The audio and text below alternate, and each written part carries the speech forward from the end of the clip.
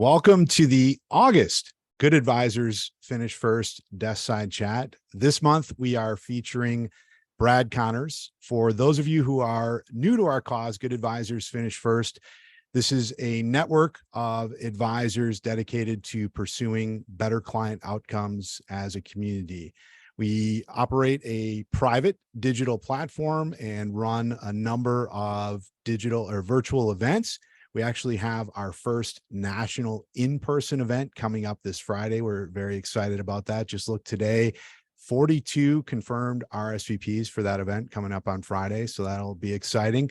One of the events that we are running is a series called Desk Side Chats, where we have a featured guest talk about a particular topic that we broadcast on a live stream here on LinkedIn on the first Wednesday of every month. And as I mentioned, this month we are featuring Brad Connors, who I've had the pleasure of working with in my previous role as a wealth consultant with LPL Financial. And Brad and I have talked a lot over the years, even in the aftermath after I left LPL.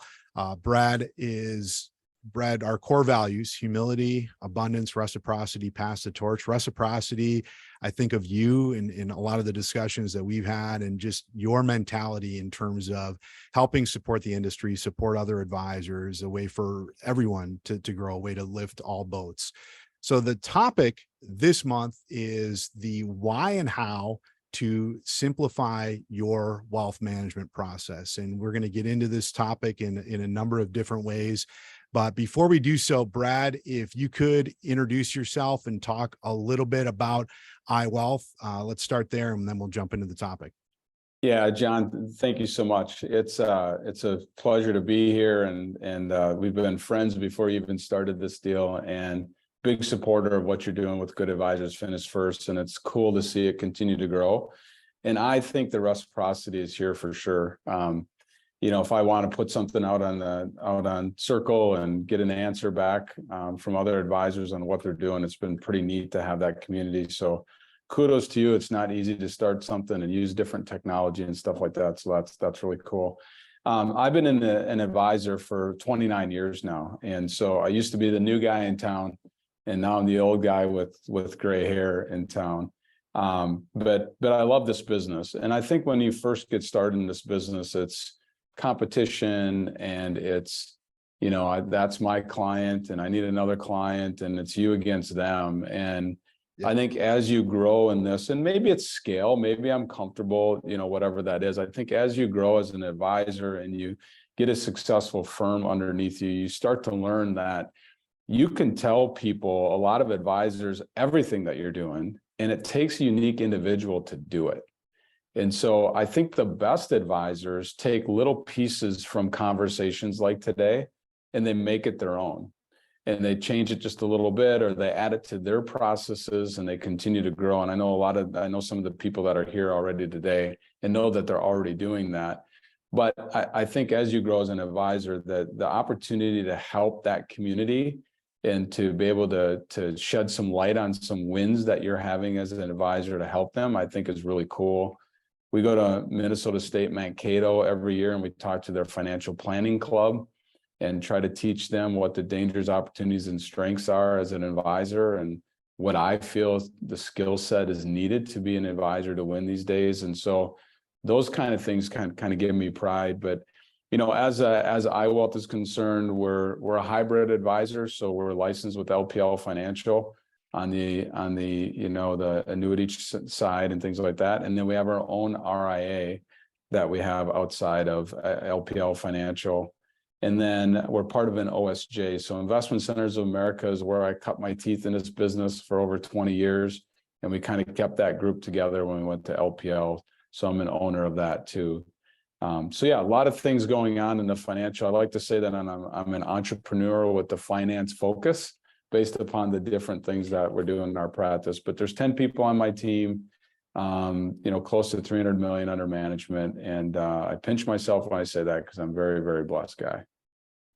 And you've earned it, Brad. And we've had you as a guest before. We've bounced around different variations along the lines of what we'll be discussing today. But a big part of this also is just, I look at you and others who are successful that are just constantly looking to learn and improve and enhance the processes that they're putting into place in the business. And when you and I talked about this topic, a lot of it came down to simplifying things, making things easier, more consumable, more client friendly. Can you talk a little bit about that evolution in terms of simplifying the process for your clients? Yeah, and I think if you think about yourself for a second, ask yourself this question: are you a multiplier or are you a simplifier? And that's a Dan Sullivan term. I've been a strategic coach for 15 plus years, but a simplifier or a multiplier. And there's people out there that multiply, like they're really good salespeople and they bring new assets in the business and they're able to kind of multiply and move forward. But then there's other people that simplify that process. And I'm more of a simplifier. Not that we don't bring assets in and that kind of thing, but I like to take complex situations and make them simple, whether that be for myself or whether that be for our clients or whether that be for our process. And so I really look at myself as a simplifier, and that's how I've been able to grow our footprint and grow our firm. And it's through processes and procedures that we're able to take care of. And I think, if you're sitting there today and you have one assistant, you have to start thinking like you have 3 assistants or a second advisor and 2 more assistants. Like, I don't think you can get away with just floating any longer. When we look at kind of the future, and I look at some dangers when I talk to advisors, it's fee compression, and fee compression is not going away. But I also think that there's a way that you can stand out and charge whatever fee that you want that's reasonably priced and not have fee compression hit you if you're doing things correctly. Justifying fees to regulators. Like, there's a situation going on right now where I have a client that wants to pay a large lump sum per year for planning, and I can only go up to a certain dollar value based upon regulations. So justifying that fee to regulators, not articulating our value to clients, keeping clients so that they don't leave to somebody else, a complaint from a client or a family member. And then 80% of second generation inheritance is going to leave. And that's a quote that I've seen in the last 12 months. So how do we hang on to those assets when our clients die? And how do we kind of get through those things? And I think back to your question, being able to simplify and have processes in place will help a firm win. And then they'll have opportunities to take a look at, to work with the second generation, to charge the right fee, to close more business. Like, there's opportunities out there for us, definitely. But anyway, big picture, I think the people listening should say, are you a multiplier or simplifier? We need both. If I'm a simplifier, I need somebody in my firm that can help multiply. That's more of that can do more sales and things. Not that I can't operate in that multiplying role, but my unique ability is to be a simplifier. Does that make sense? Yeah, no, I love that concept and that mindset. I want to pivot, Brad, and talk a little bit about what the process looks like today. And I know this has been an evolution for you, and you've developed a program that I think we'll talk about a little bit, your FDC software. If you can talk a little bit about what that process looks like today with your clients and how you're simplifying that planning and that wealth management process. Yeah, thank you. So another concept is front stage, backstage. Again, taking this from Coach.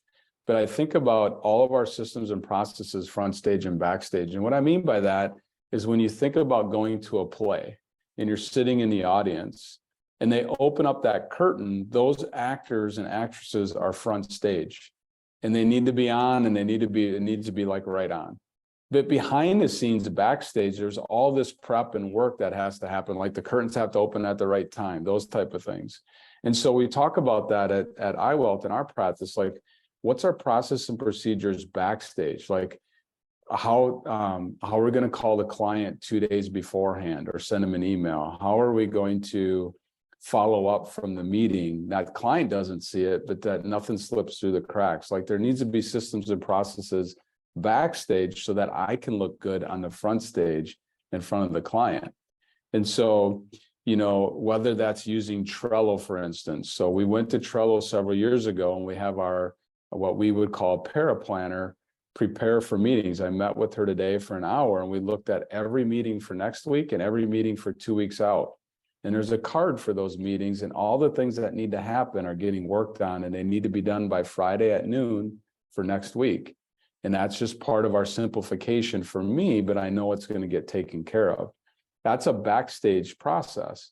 When I get to my meeting next week, if they don't have that stuff done, then I'm going to look like an idiot in front of my clients, and that's front stage. And so we've put different things in place, but then front stage with the clients. So CRM, obviously, we're not going to put in front of a client, but super, super important.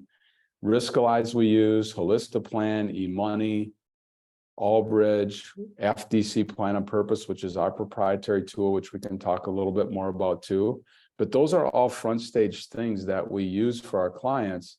And we went from having a stack of like paper like this for client meetings, like a printed out financial plan, a printed out Allbridge report with returns, all this stuff. And now it's just a screen, whether it's on Zoom like this or whether it's using a TV and mirroring my iPad Pro to be able to show them their e-money and go through their cash flow, to show them Holistiplan and show that output, to show them FDC Plan on Purpose and all the different gaps that we're addressing and taking care of is so powerful to a client. And a lot of advisors want to invest. When you look at studies, a lot of them want to invest in technology. The problem is there's just which ones. I just got done listing like 5. Like, seriously, Brad, you got to use all of them? And the answer is yes, but in certain forms, and you can still do a meeting in an hour and kind of get through with them. But anyway, that's the way I look at it, front stage, backstage, and just trying to simplify even those tools I mentioned to you, to simplify them so that a client can understand it fully and that you can move through your meetings systematically. And Sean and JP and I do it the exact same way. We just made, ironically, I got challenged on this and I was wrong and we changed it. I used to bring a client in, we use FDC Plan on Purpose, and we talk about what's important to you the next 12 months, Mr. and Mrs. Client. Then we go through their gaps. So that's one tool. Then I go from that tool and I went over to eMoney, and I would update their facts, all their financial information, look at cash flow, that kind of thing. And then I would go to Riskalyze after that, and then end with their Allbridge statement, which is performance report. And the challenge was, seriously, the market's down 10%, and that's how you're closing your meetings. You're ending your meetings on a negative because the markets are down. Now, it could be a positive if the market's up. And so we've changed how we do things now. It's still FDC Plan on Purpose has to start there. But then we go right into returns from there. And we go through taxes and returns and talk about those things, get that out of the way. And then we go to eMoney and we update the facts and we start to talk about cash flow analysis and things like that. And we kind of end there, or just on our recap. So, but we all do it the same way. That's what's super critical and important. Well, and I think you mentioned CRM is more of a backstage thing, but I look at FDC, and I've had the opportunity to play around with it myself and see it. You've demoed it for us. I feel like the way that you're operating and engaging with your clients, they're helping you with the CRM not just the planning process and getting their buy-in and making sure they're going to follow through on your advice, but also helping you with that CRM. So it's helping to kind of guide that conversation. Can you talk a little bit about what FDC looks like from your eyes and through the client's eyes? Yeah, and I've had some advisors use it incorrectly. So other advisors are now using the tool. And I had one advisor that was printing it out and kind of handwriting it in front of the client, and they were missing the point of doing it client facing. There's something about Wells Fargo years ago, and this stat could be wrong, said something like, if we have 5 relationships with a client, we know we have a client for life. If we have a loan, checking account, those kind of things. I look at FDC the same way. When clients start to see on the screen what the story is around Social Security planning, as you put the note in, if they do a beneficiary review, that you've got a handle on that. If they have a review of their long-term care and there's a handle on that, on cash flow for the future, on their pension plan, and you have a handle and it's time date stamp. Like, as the client starts to see you and check these blocks and they see their lifetime plan scores continue to grow, you can see it in their eyes, like they're part of something. They're part of the planning process and feel part of it. And then they can go look at it if they want online themselves, but you're really driving and controlling it. And there's just a lot of power of behavioral finance in that. Clients want to know that you're acting on their behalf and you're taking care of those things. And instead of you telling them, now you can show them and make them part of that process. And it's been really cool to see that. And the feedback we're getting from advisors that are using it correctly, and most are, where it's client facing and they're picking an avatar for the future, talking about positive focus, and then getting through that lifetime plan score. We're getting the feedback just like we've had for 5 years. That's why we created it for ourselves. And it's really cool to see that and hear it. My head swells a little bit when other advisors are doing really good work with it. How did that advisor that you gave that advice to, how did they take that feedback when you're like, hey, you're not using this correctly, you try and use it? How did they accept that feedback, Brad? Yeah, okay, I would say, but they were also printing out Riskalyze, and they weren't using that client facing. And I'm like, well, come on, guys, let's get in the 21st century here. Let's go and get these. They had TV screens already on the wall, but they just didn't have it mirrored and things like that. And so what's been fun is helping these other advisors use FDC. I've also been able to find out what their tech stack is and how they're using it, and being able to help them a little bit. Like client meeting agenda, there's advisors that don't have a client meeting agenda. They go in with their yellow pad of paper and a performance report and call it good. And so being able to coach them a little bit on, hey, what about this? Or give them ours and try using this, that kind of thing's been a lot of fun. What percentage of your meetings today are 100% virtual with your clients, Brad? I'm guessing 35% are virtual now. And you're mirroring and walking the clients through this process at real time as you're doing it.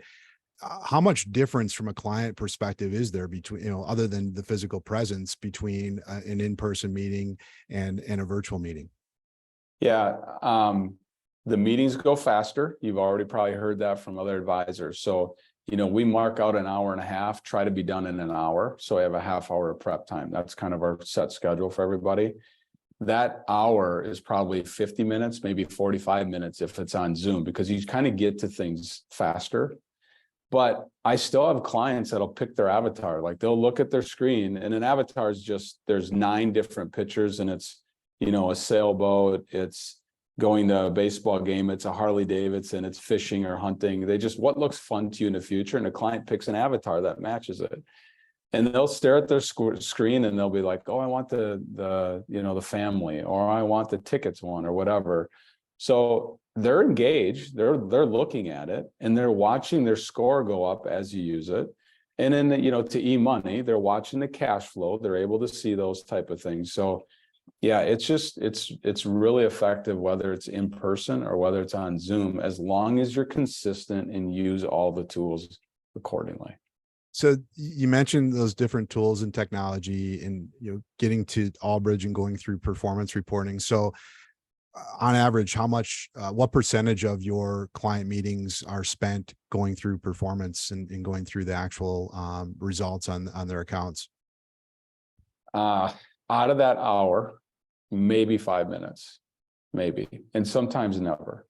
Sometimes it's all in FDC. Sometimes never. I like that. Sometimes never. It's the plan. I mean, I had a meeting this week with a client of mine that had sent an email about fees and was questioning fees, and it doesn't happen a lot. And I sent an email back, say, hey, we're going to get together, and got together, and we still spent 5 minutes on it. And what it wasn't about fees. There were some things going on in their lives that had them down in the dumps, let's say. And it was more having a conversation about, how are you doing? And here's how I've dealt with some stuff. And it sounds like you're in the gap and things like that. It wasn't fees. It was just something that they could pick on at that point, but really underlying, there was a lot of other stuff. And that goes back to what I tell these kids that are in college, like, you need to go and start having conversations with, sociology type people and psychology type people, because this job isn't as much about X's and O's anymore, and alpha and beta and things like that. Like, we have AI to help with that stuff, which is amazing and great. This job is about helping people behave correctly. That's it. And it ebbs and flows based upon what's going on in their life. And so you have to be able to get on their level and have conversations with them and have empathy with them. And so back to your question about how long, a lot of times it's very short, because if we know we're on point to be able to retire when they want to retire, or that they're never going to run out of money with cash flow, then it becomes about them and their legal documents and all the other stuff that's going on with their family to make sure that we're helping with all that stuff. So we're going to conclude this public live stream here shortly, and then we'll move to the backstage pass portion with members. Did you want to share screen, Brad, and show a little bit about FTC here in this public venue while we have this opportunity, or you want to save that for the backstage portion? Yeah, I think we can save for the backstage portion. If there's any advisors that are jumping off, they just want to go to ftcplanonpurpose.com. They can take a look at it and reach out, and I'll show you how I'm using the other tools as well. It's just not that. That's not the end all be all. Like, you've got to use it in conjunction with other tools. So yeah, I can show it to the other group, but we'll just leave it at that, John. All right, I appreciate it. And you and I had talked about this. We're going to be offering, or you're going to be offering a discount on the first couple months of FTC for GAF members, for anyone who's interested. And I think you have a free trial as well for the software for somebody to just check it out, and if they are interested, whether or not they're going to implement or not. Correct, Brad? Yeah, yep, exactly. So first 30 days is just a trial, and then we've got 20% off for GAF members for a couple of months after that. So yeah, definitely have a discount. We have that. I think it's already to you, or we'll get it to you, John, what that code is. Yep. And that'll go out to GAF members. We'll throw it in Circle, and then they'll have an opportunity to have a discount to use the tool as well. Awesome. Well, Brad, thank you so much for everything that you've done for the cause, for our group, for me personally, in terms of just your motivation, inspiration. Really appreciate you joining us and sharing your insight. You bet. Thanks so much, John. Thanks.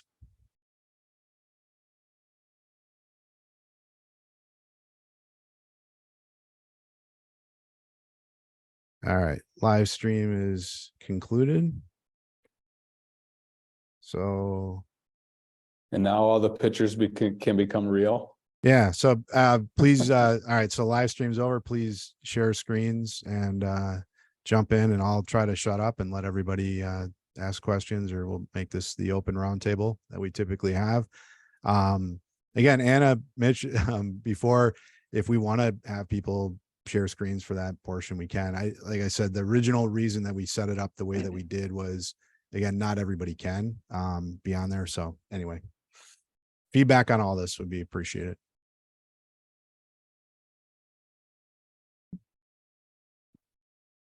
And I know, Brad, you've shared FTC with us before, and I think a few people here may have already, seen it. So we can get into that a little bit. Like I said in the previously, I want you to at least, I guess, show it. But let's just, again, open roundtable here. We can go in lots of directions. Does anybody want to jump in first? I can lead out. So I've actually used Brad. I'm using FTC right now. I've been doing this for 30 years, and it was elite. We actually putting together one of our rocks, being traction-based group, is our rock was the plan review for clients to make it more of an experience. So sitting down with Brad and then bringing in FTC has been good. Well, we do it a little bit. So we go, a client comes in, we go through the notes from before in Redtail, then we go to FTC, then we go to eMoney, and then we go to, well, it was Riskalyze, but it was now Nitrogen. Going to Riskalyze through that, or Nitrogen, and then we have a review packet where we actually go through Albridge and review the investments on that. And it's amazing how more people, again, I've with Traction, and then also with Strategic Coach, speak the language, which is kind of fun. Clients really, when they pick, it sounds odd, they have more fun picking out their avatar than they do anything else. It's, oh, I like that one. No, I think that's more me. No, that's not you. That's me.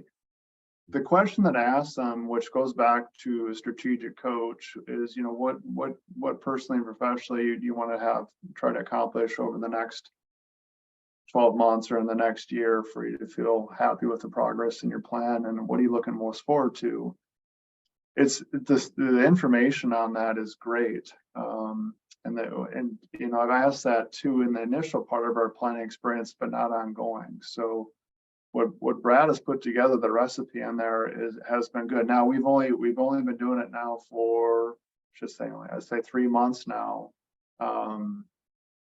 So I think it's been success. The other thing is it integrates with Redtail.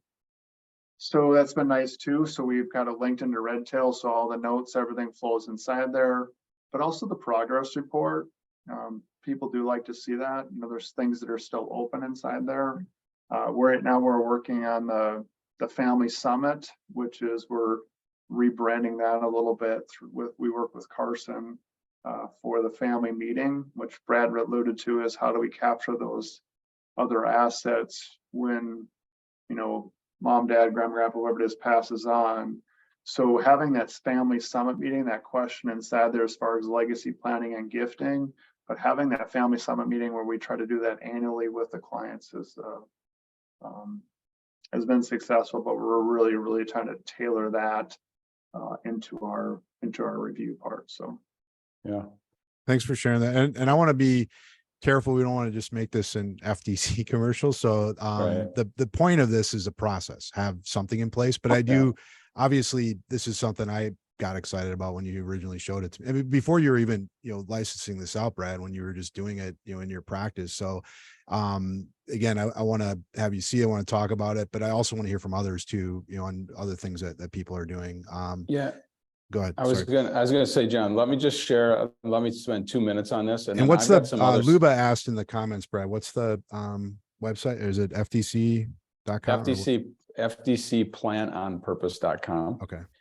FTC. Okay. Yep. FTC, 4 days coming is what it means. FTC is 4 days coming, plan on purpose. I'm going to spend 2 minutes on this, and I've got some other stuff that I want to talk about too. And Mitch, thank you so much. And I'm glad, I love this wasn't built for me to get rich on and retire. It was built for me to use. And I love it when other advisors can use it and get wins from it too. I've got advisors that are saying, this is their best client review meetings I've ever had. And I was bored with them because now they're starting to go through this information. So that's cool. Well, the other thing too, real quick, Brad, too, is that it's a repeatable process. So we have 8 of us on here on the team, and creating whether it's this, as John alluded to, whether it's this tool, whatever it is creating that repeatable experience for the client that if I'm not here, another advisor could step in and that client's going to have that same experience. But you talked about front stage, backstage. Is it the rest of the team knows what they need to do within our workflows within Redtail is so important, because if I'm not able to be here, but the client still wants to have a review, whatever that's FTC, which group works, whatever it is you do, is to create that experience that's a repeatable experience. And I use the term experience instead of process because I think a Ritz-Carlton instead of making sausage.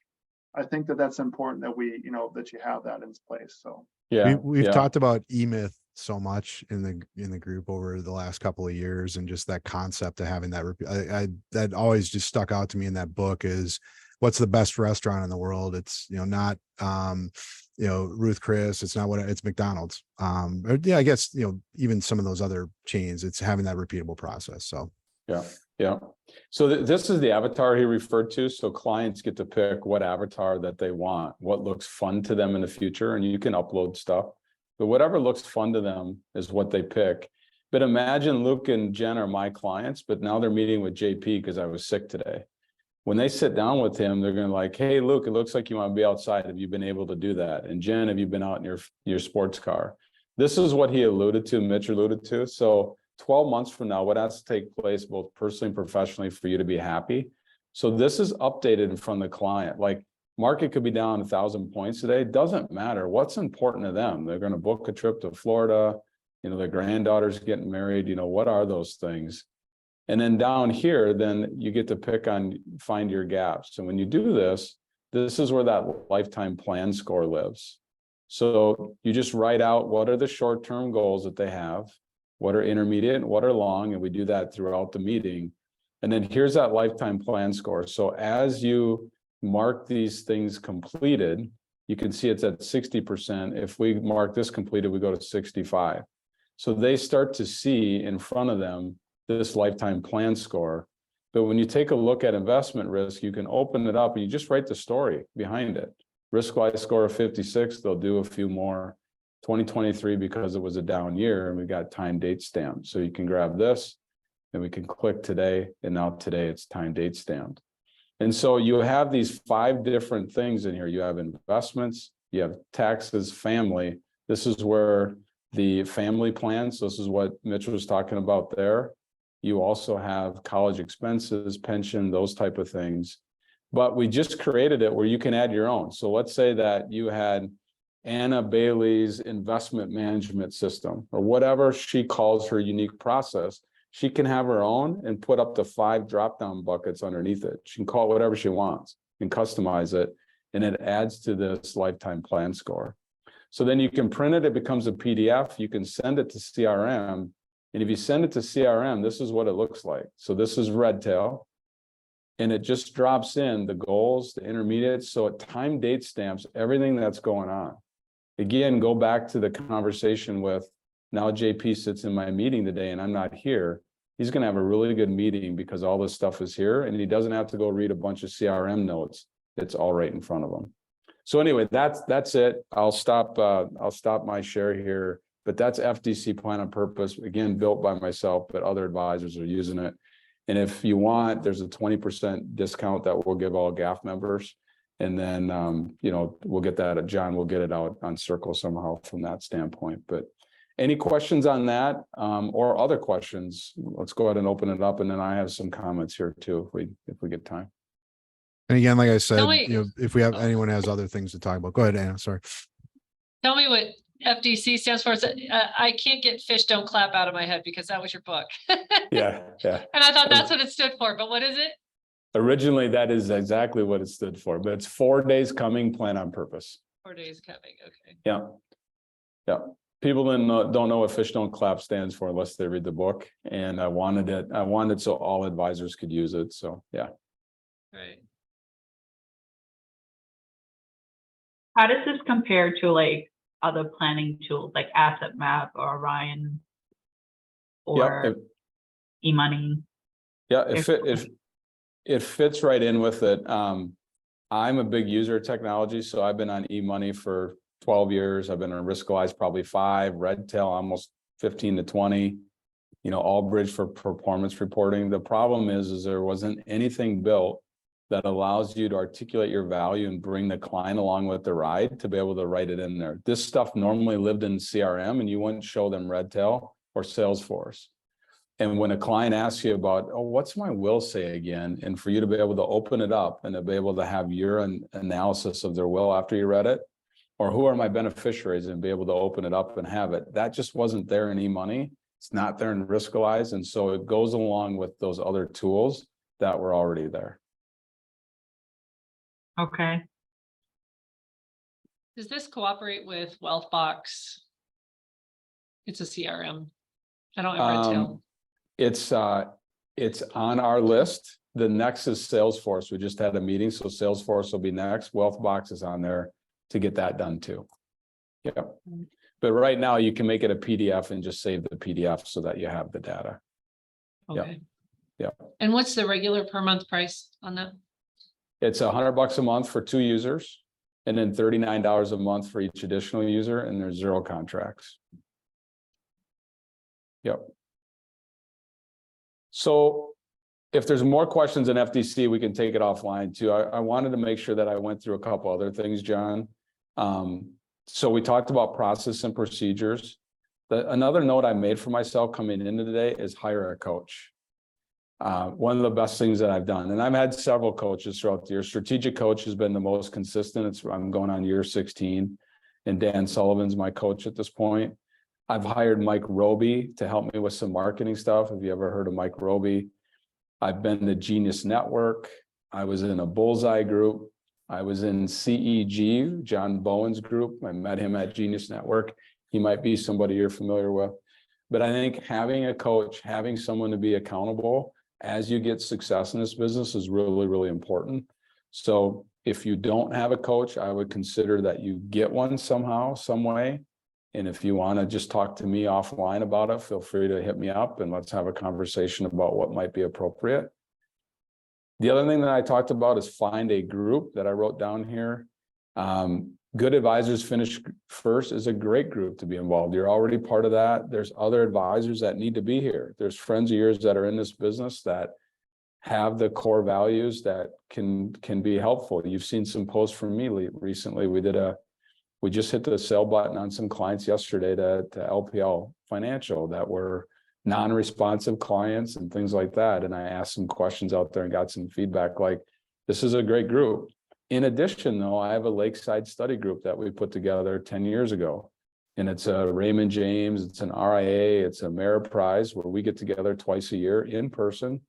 And we just talk for 2 days about the business and hiring and different things like that. That's a great group for me. And then Investment Centers of America is another group, our OSJ. So, hire a coach and then find a group, and you found this group here, but there's other groups you can be part of. We started with FDC Plan of Purpose. We started a once a month, 45-minute Zoom call where we're just working on best practices and dangers, opportunities, and strengths of being a financial advisor. Like there's a group there too. 2 other things I wrote down. Hire amazing people. I now have 10 people on my team. Like hire people smarter, better than you. And they're going to make you look better, and give them all the credit in the world. And if they take it too far and get too big ahead, they'll self-select and be gone, and you'll hire another person. Like give them credit, take care of them, but hire amazing people. And then the last thing I wrote down here is there's 3 truths in life. And this came from a mentor of mine. And I think it's absolutely true. What goes around comes around. We've all heard that. Treat others how you want to be treated, the golden rule. And then who you know is where you go. And you can be the smartest person on the planet. You can have the prettiest office. But if you don't have the right people making introductions to the right people, it's going to be hard to continue to grow your practice. And so continue to surround yourself with really, really good people. Those are some things that I have lived by, John, that have helped me. And I just wanted to make sure that I got those things kind of out to this group. And I know a lot of you are already successful, and you probably are doing some of these things and would love to know or learn from you if there's some coaching or some groups you're affiliated with that have really worked for you too. So. Thanks, Brad. Yeah, I guess if I want to hear along those lines, like Brad is asking, groups, but if anyone else would like to share a little bit about your process, how you're creating a repeatable process for your clients, your planning process.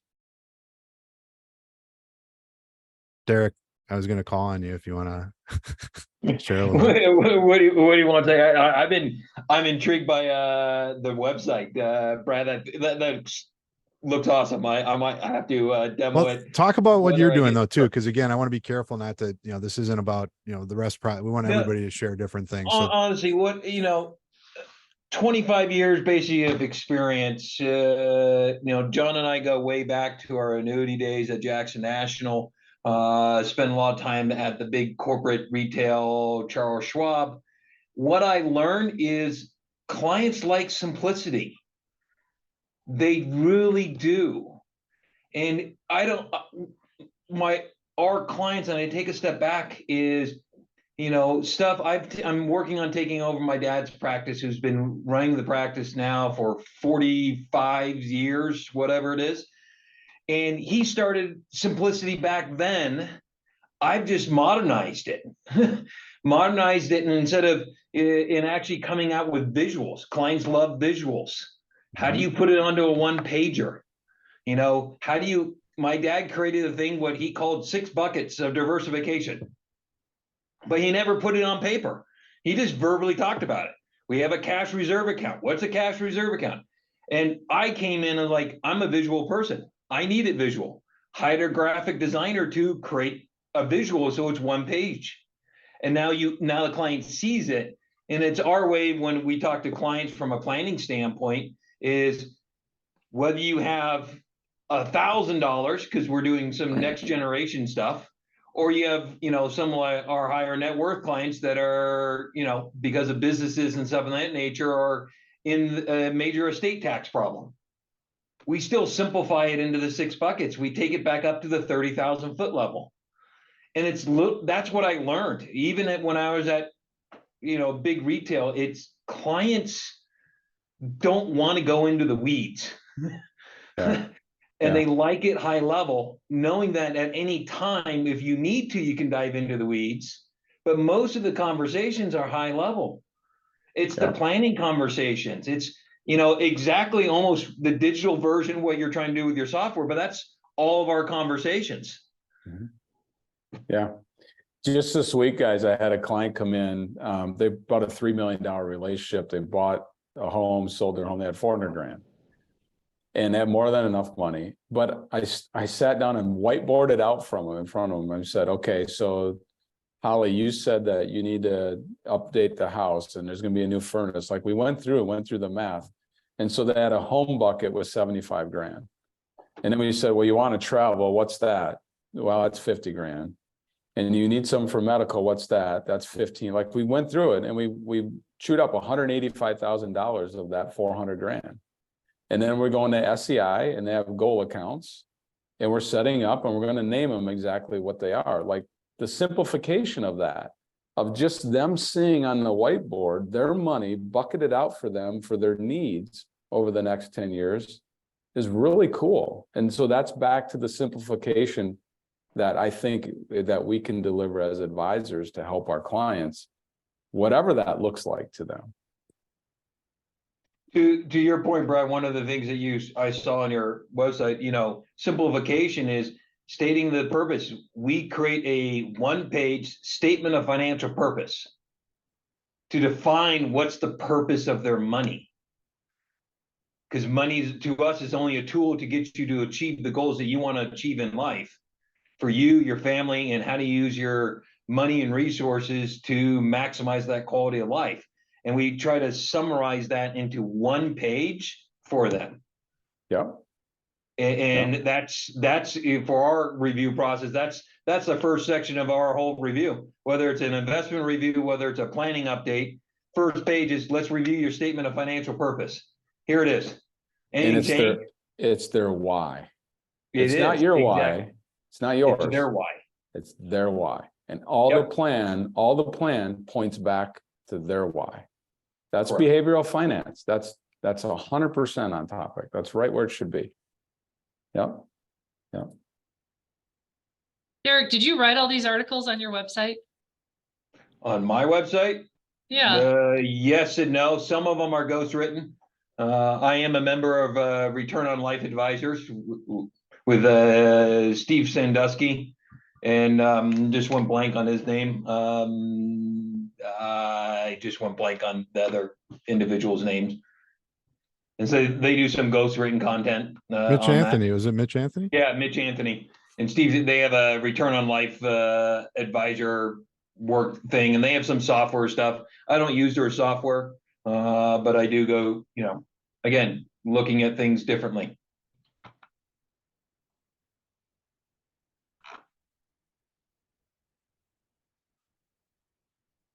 Eventually you get into too much tech stack and some things integrate, some things don't, and you can get overwhelmed pretty quickly and take something that's simple and make it too complex for a client. Yeah. And technology has a tendency to do that to all of us.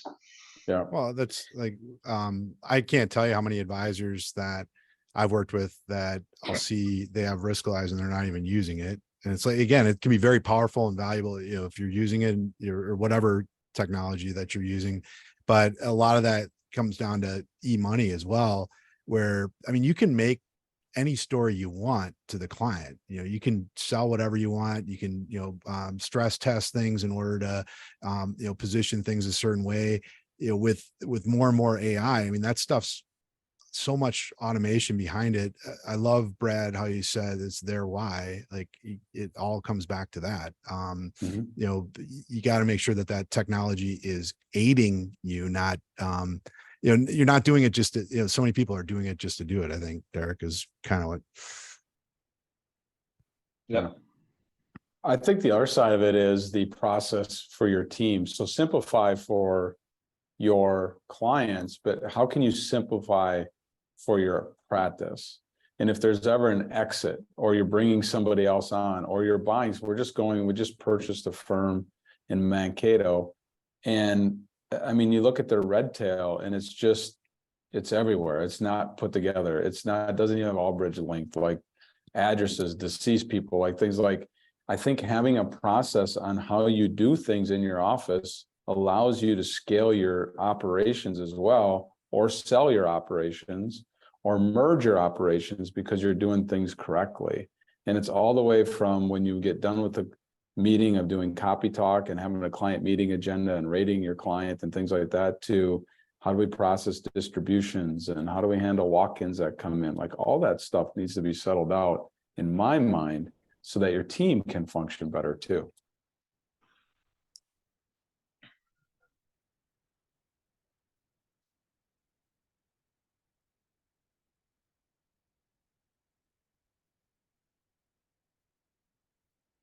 Who else wants to jump in? Well, Brad, I gotta give you kudos that you to this day, you have a coach. Yes. I mean, that's amazing, because you would think, oh, you know, you get a coach to get you here, but I mean, that's all the professional athletes have coaches, you know, as long as they have careers.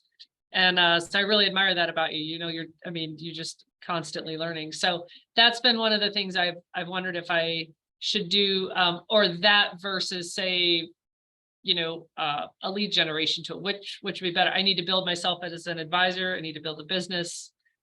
Where's my money best invested? Because I've looked at Oxley, I've looked at becoming a Dave Ramsey Vestor Pro or Smart Vestor Pro. I mean, so how do you build the quality of what you do and build your book together? I think it's a really good question, and Anna, it's different for everybody. And here's why, in my mind, this is my perspective. Strategic coach for me wasn't about iWealth as much as it was about me. I went the first 10 years in this business and never had a free day, is what they call it in their words, meaning that you have a 24-hour block of period where you don't check email, you don't talk to your spouse about investments or your clients or none of that kind of stuff, and it's truly free. And I'd go on vacation, but I'd bring registered rep magazines and read. I'd check emails every day, like I was never off. And I've now tracked for 15 years my revenue and my free days. And the more free days I get, the more revenue. They told me that it would happen. Like, take more time off, you make more money. Like, what the hell does that mean? So for me, strategic coach was more about me personally and getting my head straight around being an entrepreneur. Now, I wouldn't have wrote my book if it wasn't for strategic coach, like our iPath, our unique processes from strategic coach. Like, there was a lot of work that's been done on iWealth and stuff we've done because of strategic coach, but it wasn't just to generate revenue. That's not why I joined. And I don't think a lot of people join because of that.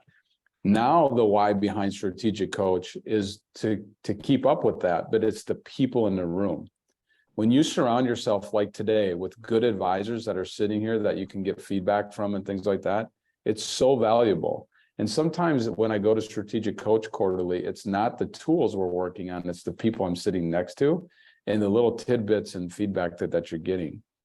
When you look at a Dave Ramsey, or you look at a Mike Roby, or you look at like this Mitch Anthony thing, now you're talking about marketing and things like that and direct referrals and stuff. To me, that's a different type of coach that you're paying for to generate revenue.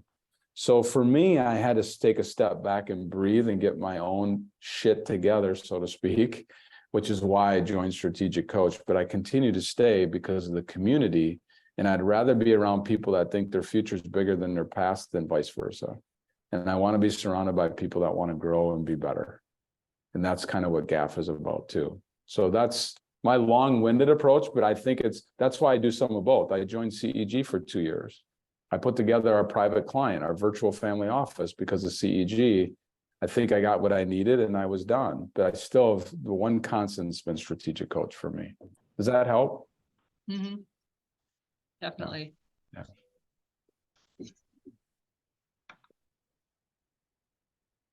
Anybody else in coach? Mitch, are you in strategic coach? So I did strategic coach for probably 7 years. And I'd say and I echo what you said, it was more on the personal side. You know, I love doing my free focus and buffer days. You know, my free days, are, try to build more of those. My buffer days are my Mondays and Fridays, focus days. I try to be Tuesday, Wednesday, Thursday. But filling in those focus or those free days are awesome. And then just some of the other pieces from there. I've actually gone to Carson coaching. I work with Jess there. I've worked with her now for about 3 years now. And I know what I know, but I don't know what I don't know. And there's so many resources out there. Like I'll ask, hey, like we're looking at re-tiering clients. And all of a sudden she'll go out to her database or whatever it is and bring back, all these different ideas. Or I'm looking at, hiring, this or what's the average fees out there. And I'll ask her these different things.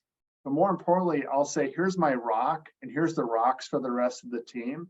And she'll give so much insight. Like I said, my rock right now is working on the experience for the plan review this quarter. Well, I've asked her some different stuff and it's amazing what she gets back. We spend an hour a month just going through, where we're at in different items and give me insight on that. So again, I think it's been very beneficial. Yeah. Is that all with Carson and Jess? Is that all one-on-one, Mitch, or do they do group with other advisors too, or is it all just individual for you? Individual for me. I'm invited to other, things. They do not push making any changes to Carson or like that. They invite me to different events, but it's one-on-one with her. That's great. Anybody in a multi-broker dealer kind of study group, like I mentioned? Anyone else? I mean, this is kind of one, right? We're not all with LPL or whatever. This is kind of like it, but it's like, a couple of days a year getting together like this in person and just flushing out, here's how my office is running, here's our numbers, being accountable, that kind of thing. If you have other friends in this business that are other broker dealers and things, think about putting it together. We originally went to a couple of wholesalers and said, give us a really good guy at Ameriprise or gal at Ameriprise. Like we want someone from there. And how about Raymond James? And we kind of put it together that way. And, the rest is kind of history. We've changed a couple people that have, it wasn't the right fit, but consider that because there's just so much value being around other advisors. None of us created this all on our own, right? We're tweaking and using other people's ideas and things. It's just really important to surround yourself. Along those lines, and I don't want to get on my soapbox because you've all heard this so many times, but that's part of what GAF is for advisors to find that. So leverage the group. And I've said this to people before, just if you want, just throw it out to the group. Hey, I'm looking to put together, and if somebody replies to you, you don't know them or what, you can come to me behind the scenes and I'll say, I think this might be a good fit or not. But that's what this group is. And hopefully you can, find and build some relationships that way. I've been challenged on that. Like what happens when GAF gets to be too big and there's too many advisors? We'll have more and more of these subgroups. Like the open forum will be like, Peter Mullen just posted a fantasy football thing yesterday. And I'm like, all right, we'll do one post on that. We'll create a separate, distinct group. If people want to see it, they do. If they don't, they don't. And that could be for anything, right? It could be for technology, it could be for planning, whatever. So you leverage the group, please. And I would say, Mitch and I've talked offline, like I could see getting together with Mitch for a half day and just talk about planning and growth and that kind of thing. If Eric finds somebody that he's associated with, like you could grow your group just by attending these and saying, I really like this person and what they talk about. Like I connect with them. That's a good point too. Much as I keep saying that to people to do it public, like so much of the value is behind the scenes, people just picking up the phone. And that's what I try to tout to prospective members is what makes GAF different is people are going to actually pick up the phone. All these other, and that's not the case everywhere else. So yeah. For sure. Anything else? Final couple minutes. Last comments, thoughts? Nothing? I guess speaking of that and along those lines, so we'll just conclude with this. The female advisor mastermind, I've talked to Teresa, is probably going to be meeting at least once a month, if not maybe twice a month. The Godfather is going to do a once a month thing. We talked him into doing that. Ryan Stark is doing a marketing mastermind once a month, last Thursday of the month. And we still technically on the schedule have those Hear from a Peers every single Wednesday. Obviously that's a lot. So if you look coming up, there's a lot of vacancies in the Hear from a Peer. And I was in my mind, I'm thinking I'm not going to force it. So if people want those, take it. You know, there's open dates. If there's a topic you want to address, or even if you want to nominate somebody to address it, or, you know, hit me up, let me know, you know, we'll do it. But I don't want to do meetings just to do meetings. So we'll have eventually hundreds of these things, you know, different meetings going, but, you know, we want to be very thoughtful and not have too much noise. So if you want to talk about a topic yourself, if you want to nominate something, you want to put it out. I had somebody the other day challenge. He's like, you know, how do you pick, you know, who's doing this? Like, I'm just twisting arms. So if you want to do it or you have suggestions, let me know. John, are you going out to San Diego? Yeah. Leaving Okay. here When- right now. Oh, you are? Okay. Yeah. And actually, Awesome. yeah, I was going to put that up. I guess that'll be the last thing. If anybody is, I was going to put up in the group and just say, this could be our opportunity to go on the map. We have 42 confirmed RSVPs for Friday. And so whether you're going or not, if you can help us talk that thing up, if you're going, obviously, Tracy, I know you're going. I think that's it here. So if, so Tracy, obviously there, maybe take a picture or two or share or talk about it.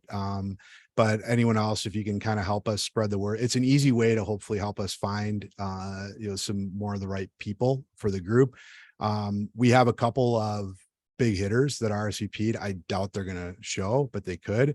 At least even RSVPing shows that we're on the map a little bit. And so I really want to try to leverage the heck out of that. So any help would be appreciated. I'm going to do this at the event is I got these little cards. I think some of you have seen these. I'm going to hand these, and this kind of goes to Mitch, what you were telling me to do as far as direct ask. So I'm going to give at least one to every person there and say, hand this to one person over the conference if you can. So anyway. Good job, John. I hope Thanks. it's a good weekend for you. Well, A I good mean, week. and hopefully I wasn't going to do one this year. This one, it just happened because thankfully Alana Phillips was able to do a lot of the work for us. Otherwise we weren't going to do it until next year, but this hopefully will set the stage that next year we'll do our own. You know, we're kind of piggybacking on the LPL conference. Maybe we'll do that again next year. I don't know, but I want to do a bigger, like a legit one, our own next year. So somewhere out west, Anna, maybe. I don't know. I was telling somebody Yeah. Florida. I don't know. We'll see. Denver, Derek's in Denver. that's pretty central. Derek, where in Denver? My office is in Boulder officially. Okay, I was just there. Yeah. Cool. Where are you in Denver?